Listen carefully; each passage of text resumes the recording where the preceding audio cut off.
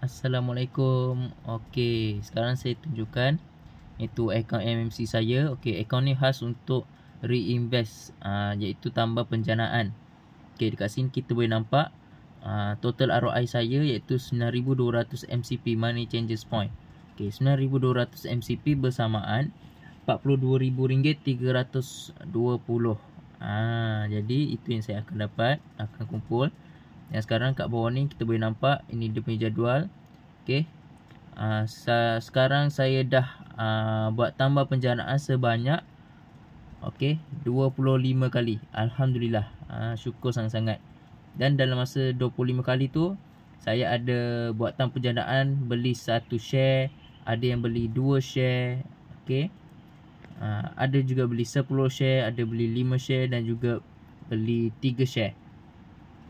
Okey. Saya bagi contoh iaitu contoh 1 share. 1 share bersamaan 100 MCP.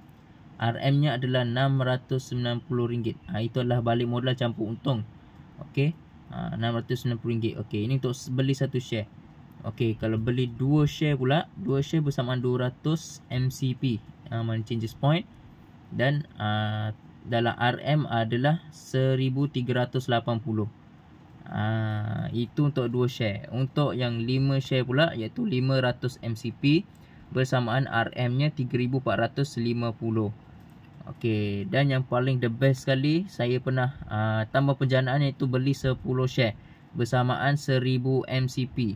Okey. Dan dalam RM-nya adalah 6,900. Alhamdulillah, syukur sangat-sangat. Platform MMC adalah solusi untuk kita semua. Okey. Dan juga adalah platform MMC ni adalah sebagai boleh ramai dapat selesai masalah. Jadi jika ada yang senang seperti ni, kenapa nak yang susah? Jika ada yang selamat seperti ini, kenapa anda nak ambil yang berisiko?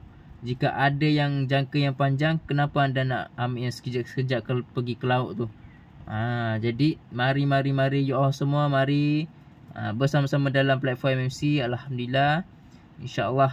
Okey, inilah solusi untuk anda semua. Yes, MMC the best, MMC terlajak best, MMC terlampau best. Yes.